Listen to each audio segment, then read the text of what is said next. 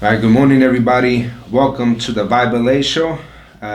Today we got a special guest. We got Yonperignon in the house. What's up, bro? What's happening? What's happening? DJ Rhymes, what's good with you? What's up, bro, man? Thank you for pulling up on me, man. And shout out to Green, man, for pulling up too, bro. What's up, G? What's going down, man? Make sure y'all download that What's Going Down app. Yeah, y'all heard him in the back. But man, what's up, bro?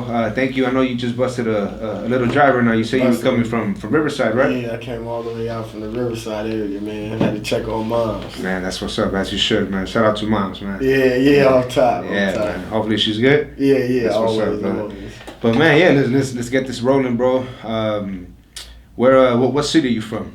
Well, I was originally born in Fontana, California. Okay. You know what I mean? But my mom used to have a house in Rialto, and we ended up moving to like the Riverside area. Okay. And then when I became a teen, I was in and out the house, so I bounced around. So Southern California is kind of my stomping ground. That's Like I've been in LA, I've been in the Pasadena area, I've been all over the IE. Like I've actually moved around a lot. It's crazy. That's what's up, man. And at what age did you start getting into music? Honestly, I started doing music when I was my stepdad actually, during the summer when I would be home, like from school, he used to make me write raps when I was probably like second or third grade. And that's when I originally you know what I mean? And then I remember I used to record, or I would sit in front of the mirror and, you know what I'm saying, rap raps to myself and just, you know what I mean, pretend like I was whatever. So I mean, I guess I've been doing it my whole life, man. That's dope. Was your stepdad, was he an artist too? Nah. He wasn't an artist, but maybe he just seen it in me. I don't know, man. It's crazy. That's dope. Now that I think about it. And as a little kid, who were you looking up to back then? Man, I listened. Well, see, I had an older sister, so I listened to everything. I'm talking about from Pac to Bone Thugs. Yeah. I was on Biggie. DMX was actually a super big influence of mine. DMX, Corrupt was real big when I was I was in elementary school, stealing CDs from my sister, walking to school listening to that, man. So, but honestly, I'm well-rounded with music. Like, I've listened to all types of music. So, from Pink Floyd to Snoop Dogg, you know what I mean? Like, it's actually crazy, man. And how did you start doing music? How did you start getting into the game, recording, going to the studio? Actually, my boy that I started Rose Rich with, my boy Sonny, shout out Sonny, California. He is the first person that got us in the studio. We were writing raps. We used to rap in high school, battle rap, all that stuff. Yeah. And then he put the press on his mom one day, man, you got to get us some studio time. We need to record. And she actually took us to what studio was it? It was in Hollywood. It was a hot studio, bro. I'd be smoking a lot of weed, so I be forgetting shit. I don't know too many studio names. Yeah, it was a big studio, bro. I actually met Macy Gray and Kid Cudi. Okay. I met Kid Cudi when that song Day and Night came out when I first went in the studio, but it was a dope experience though. And then from there, I just hit the ground running. I ain't never stopped, man. That's dope, man. And have you released any previous projects before? Yeah, actually, bro, I got albums. I got my first album is only on SoundCloud, which is Rose Rich Music Volume 1. And then my second album is on iTunes, which is Rich Music Volume 1.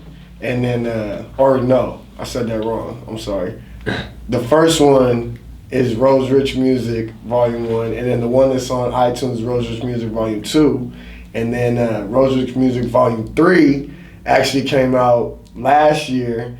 And then I just dropped one on my birthday, August 1st. Okay. And that's Perignon Music, Volume 1. Damn, all right, you're still working, bro. Yeah, bro. So this Rose Rich, is that your brand? Is that what your company or?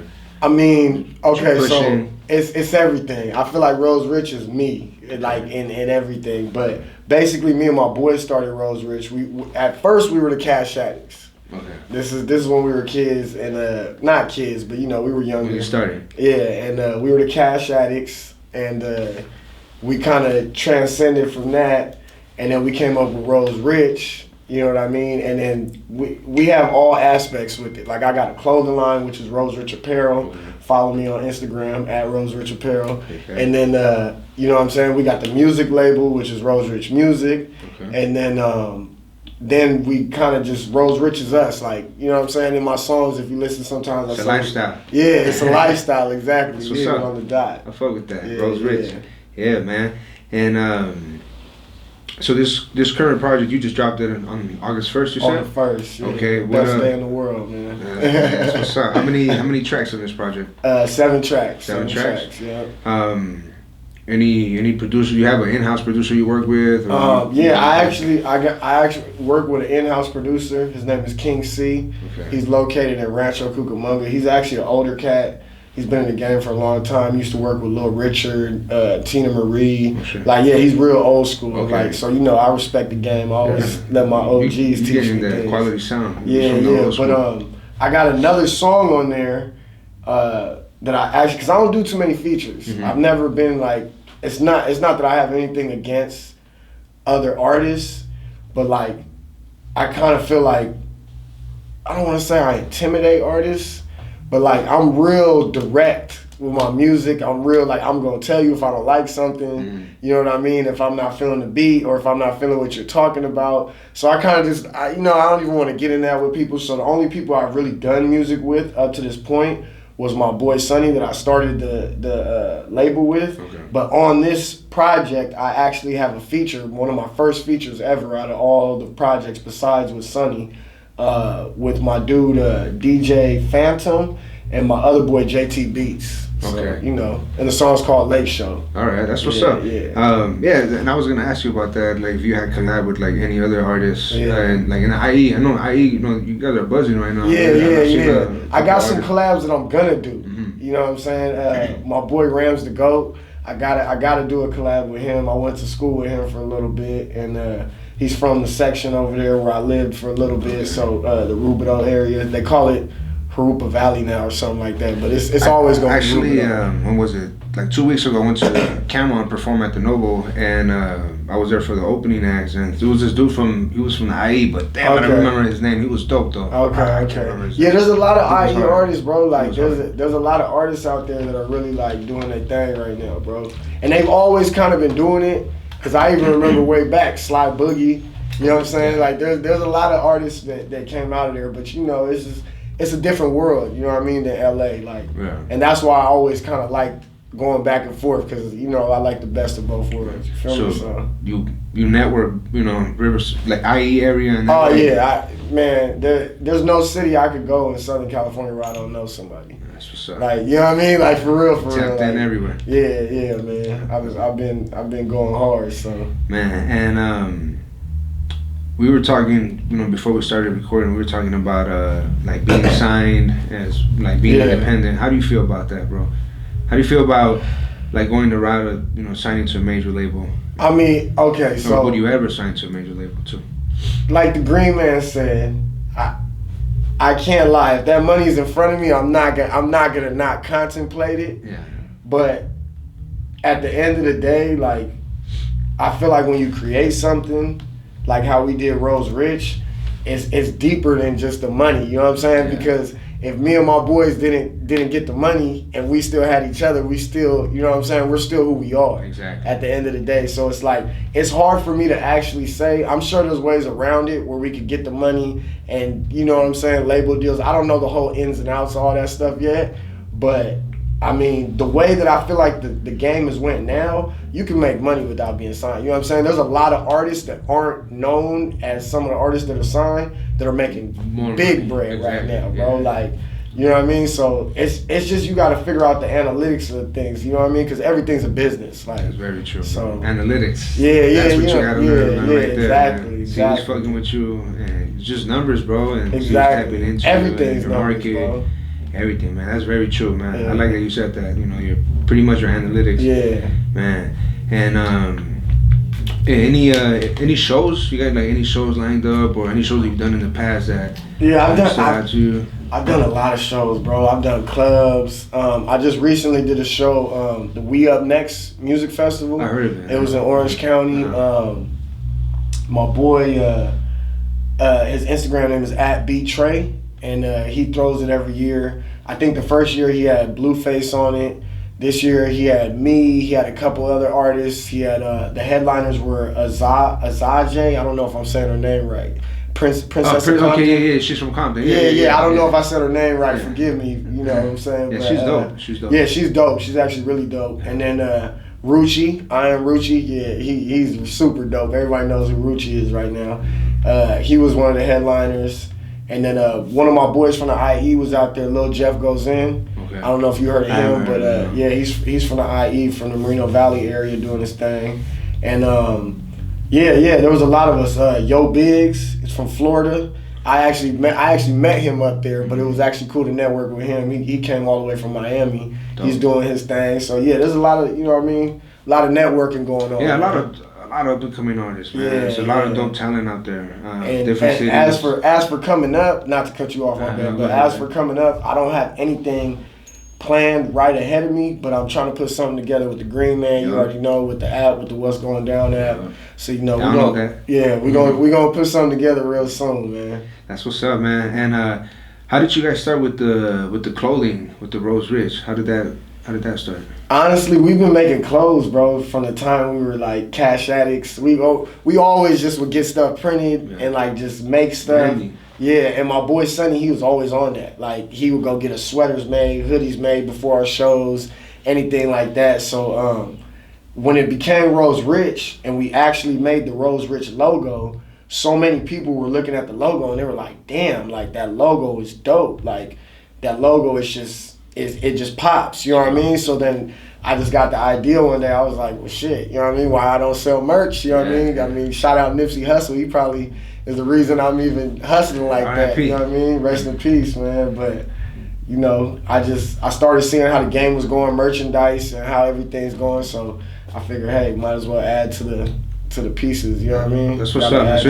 you get like clothing designers to design, or you just like? Nah, I actually just, I like to keep things simple, bro. I've never been like a fancy guy. Like, I mean, I have nothing against it. I'll wear some Gucci maybe. Yeah. I might wear some shit, but it's not in my everyday attire. Mm-hmm. So I kind of wanted to make it more like active streetwear. Okay. You know what I mean? Yeah. So, and gym apparel, you know what I mean? Like a lot of people in gyms be wearing it. I got shorts, I got regular shirts, I got tanks, I got long sleeve. Anything you could think of. Yeah. It's like Nike. You know what I mean? Yeah, I feel with the logo on it. That's you know what's up, man? Man. It's branding. Yeah, so, man, as you should, man. Keep that shit pushing, bro. Yeah. Yeah, man. And you said this project was 7 songs. I feel like a lot of projects that have been released maybe like within the past like year and a half are like, you know, 7 songs. Yeah. Were you doing that prior to that, or do you feel like that's just like something new?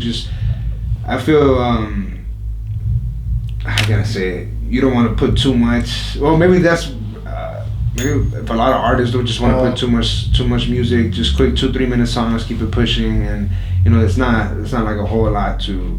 You know what? I just started getting into that. Yeah. Okay. I originally, like my first tape that's on SoundCloud, I think that one's like 15 songs. Okay.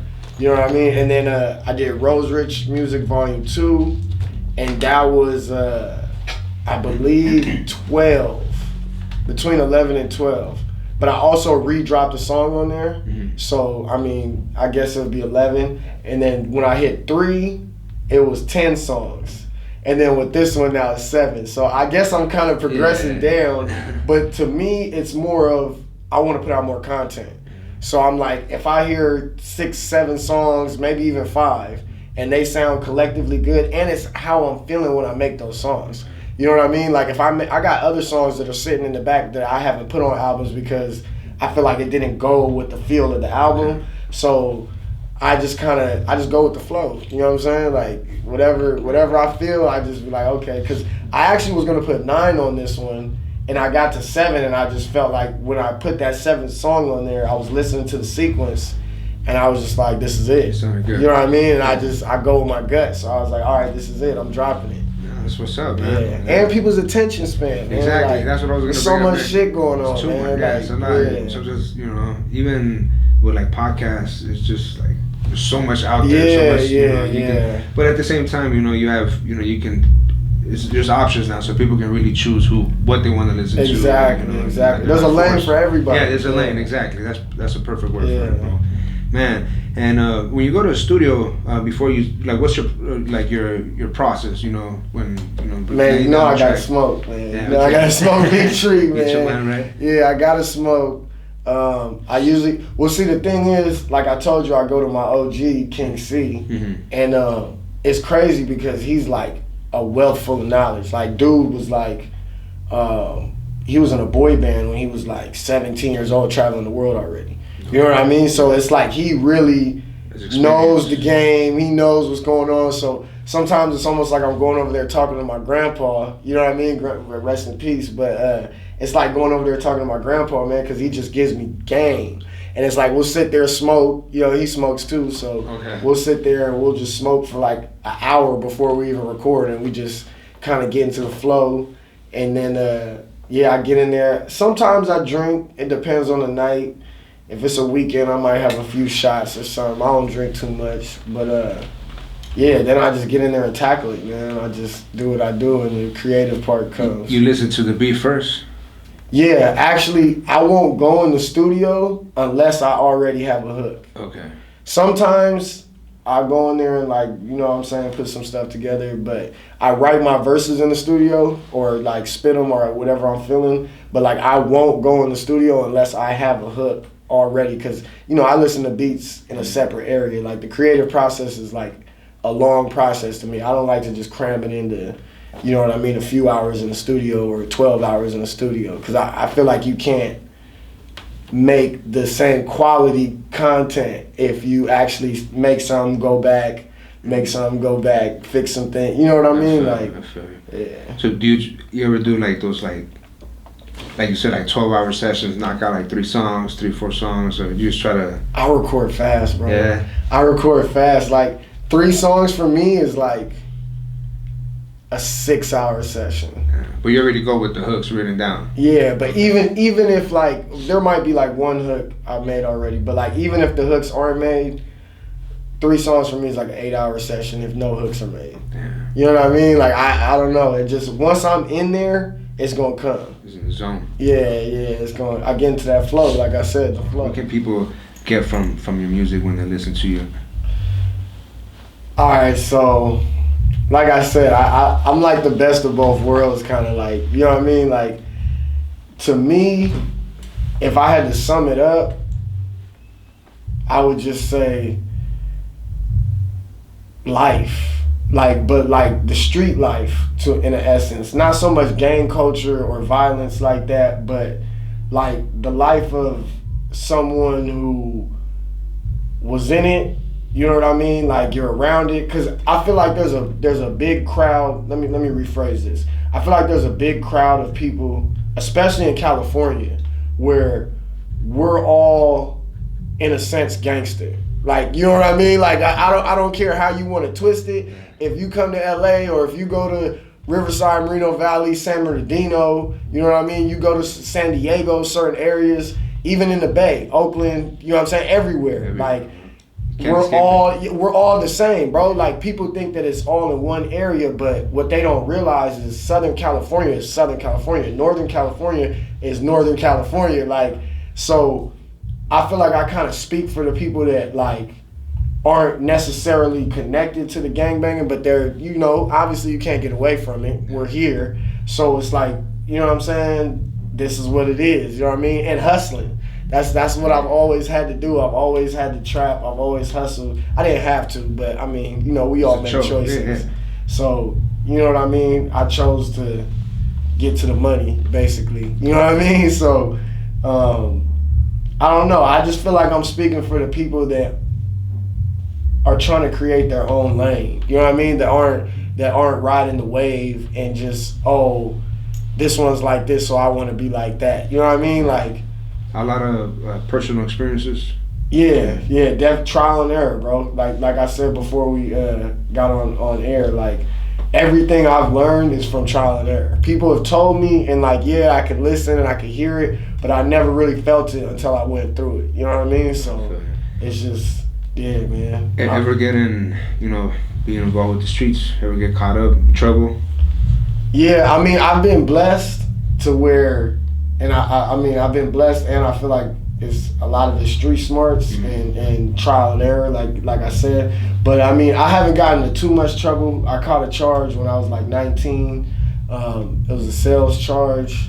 You know, they got me for some bullshit though, because I wasn't really doing what they said I was doing. But I mean, I was living that life. Yeah. So it was kind of crazy how it went down. You know, it's over now. Like I served my time and I did my probation for it. So, you know what I mean? I don't mind talking about it. But basically, I went to a area. I went to meet one of my peoples, and there was a dude. He was off-duty cop, I guess. And I guess he felt like super cop. So when he seen us have our exchange and whatever, and really we weren't even really doing too much, bro, which is what's crazy. But he seen us do our little exchange, and he just kind of like came at me like, "Yo, well, off like, duty, man. Bro, mind his business." I thought he was a regular person, bro. I was about to knock him out. Like I'm looking at him like, "Yo, like what you tripping off of?" And then he pulled his gun out. Oh shit. And he ended up pulling out his badge and all that, and he was like, "Oh, I'm a cop," blah blah blah. And even then, I didn't stop. Like I was like still like moving towards my car, like nah, like I don't trust this shit, right? But then by the time I sat down in the car, he just pulled the banger on me. He had it on my head, and he was like, "I'll blow your fucking head off." Like, so then, you know, I put my hands up. They had the cops come. They took me to jail. But, you know, it's trial and error, right? Yeah, you know what I'm saying? Like, you know, it is what it is. But after that, I never got caught up again. Yeah. You know what I mean? Like, and unfortunately, but fortunately, I happened to see a lot of, you know, family members and close people to me go and serve time and, you know what I mean, get caught up for a lot of stuff. So I just I'm real, even in my music, I always say we're the mob, you know what I'm saying? Mafia's type shit. And it's not so much that I'm saying that we're just big bad, like better than anyone else, but the way we move, we're not going to be loud about shit. Yeah. You know what I'm saying? Like, it's just moving silence. The loudest person in the room is the weakest person in the room, always. So. And before you caught this charge, were you already doing music, or just? I was doing music already. I wasn't doing it like I'm doing now because I was more in the streets and I didn't really know the game. Okay. But yeah, I was making. I believe I had a few songs out at the time. You know, just locally trying to do my thing. How did that experience change your music? You know what's crazy? It didn't really change Nah. it didn't stop me at all, bro. It actually made me go harder. Okay. Cause I mean, when you take L's, I mean, I feel like I kind of accepted who I am in life, and not saying that I'm a bad person or a good person or any of that. Cause I feel like I'm a good person overall. But once I realized this is what I'm doing, you know what I'm saying? I'm gonna do it to the best of my ability. So. If I got to figure out a smarter way, hey, you know what I'm saying? There's always a way to do everything. There's always an answer. You just got to figure it out. That's how I feel. Okay. You know what I mean? Man. How from have you noticed yourself like progression from the first project you dropped to your latest release? What can you say? You know, has changed, and where have you progressed? You know, from your first project. Oh, I definitely progressed, bro. I feel like I've just gotten better. Every project, I feel like I've gotten better. Like, every project, I feel like there's a song that is on there that could be that #1 Billboard chart topper. Yeah. But I'd say I really like started to snap on Rose Rich Music Volume 2. That's where I was like, okay, I was really just spitting on everything, and it's like, damn, like, you know what I mean? But I don't want to toot my own horn, you know what I'm saying? But I never really get too much bad feedback. Yeah. I've never really got any bad feedback. Yeah, that's what I was gonna ask you. How to like what motivated you to keep going? Like, was it like the feedback that you were getting? You know, like what pushed you like from your first project? All right, you saw the feedback from that. What made you say I'm gonna drop the second one, the third one? I mean, I really love this shit, bro. Like, you know what I'm saying? Like, I really love the game. Like, I'm like that basketball player that goes and they're in the NBA and they're still gonna go play a pickup game. You know what I mean? At 24-hour fitness, it's like I love the feeling of hearing my music after I create it. I like seeing other people like how they feel about it. You know what I mean? I like seeing other people feel good and relate to the music. Like, I really love the process of creating the music, being in the studio. Like, It's just everything all around, and I'm really speaking where I'm coming from, and I feel like this is the way people understand me the most. Because when I try to explain to people, you know what I'm saying, like, the average person isn't gonna get it. They have to like hear my music and kind of like see me live my life and correlate things and be like, damn, this motherfucker's living what he's saying. Like, you know what I mean? Like, so, you know, I mean, there might be a few exaggerations, but you know. Yeah, man, I'm gonna play some of your tracks. What you said you emailed me a couple tracks. Which was the one that from the one that you sent me that you want people to like, you know, gravitate to and be like. Right now, I'd have to say, damn, I got so many, bro. It's hard for me, man, because I feel like everything I drop, I won't put anything on the album if it's not a banger. Okay. So it's like, in my eyes, I would have to say Heavy, because that's the single that I dropped before I dropped the album, and that's what I was kind of pushing already. So Heavy for sure is one of the number one songs people should look at. But like, I would have to go back, bro. Like, my best song ever probably would be "Oh Happy Day." Oh Happy Day. Oh Happy Day. I got to make sure I get you that song. Send me that. But, throw that in. Yeah, that one. I actually got a lot of views and plays on SoundCloud on that, and it gets played around the world because I got it on I believe it was Deezer, and DistroKid. I use DistroKid to distribute all my music and all that. But I put it on Deezer, and when I put it on Deezer, they were doing a campaign and they were playing it around the world. So I had a lot of people from Brazil, Russia. How does that feel, bro? Getting that, you know you're getting played in other countries. Bro, it's crazy. It's crazy. It's unbelievable. It's almost surreal.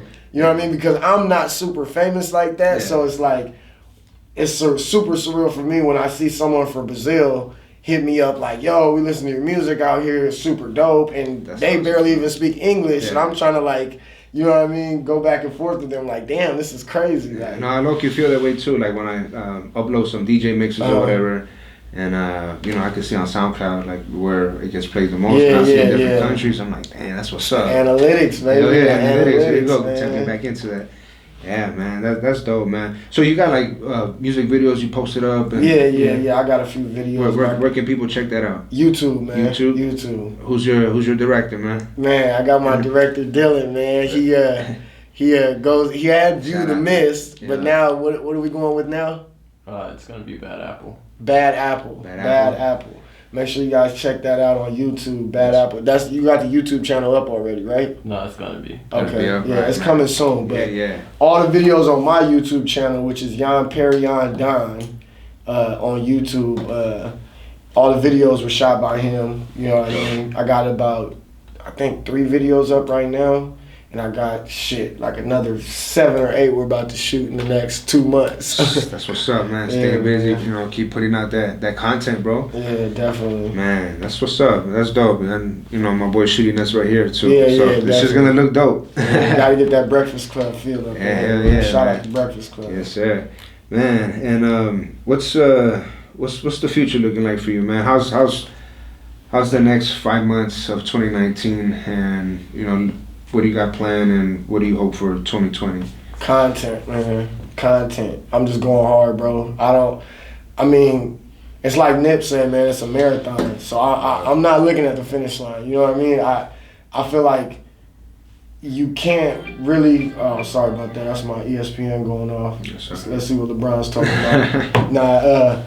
You can't really, I feel like you can't really enjoy what you're doing unless you fall in love with the process. Okay.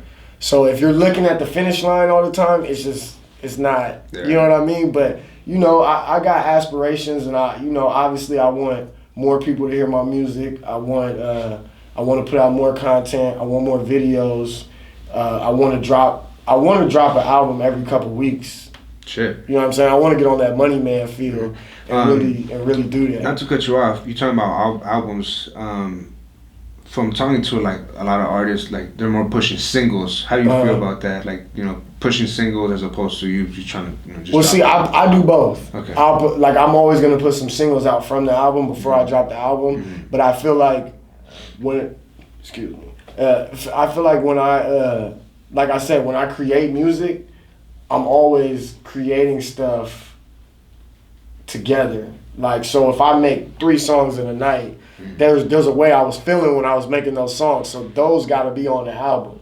I can't have those songs separated on 2 different albums. You know what I mean? So it's like, I don't want to put out a single and then put out an album and it sounds like that should be what you know what I'm saying? I want the storyline to all kind of correlate and you kind of feel where I'm coming, how I'm progressing, where I'm at with it in life. You know what I mean? I feel that. Yeah. All right, man. Before we wrap this up, man, why should people listen to you as opposed to everything that's all around? What makes you different than the next artist that, you know, maybe might be from the same area or you know, might kind of say that have similar background, but you know, what makes your story more different, or why should people engage with you more? Why do you feel? That's a good question. Well, off top, quality. Okay. Quality. That's I've never, like, and I mean, I'm not taking no shots at nobody. I never want to take shots at anybody, but I feel like a lot of artists, they kind of just talk about what everyone's talking about.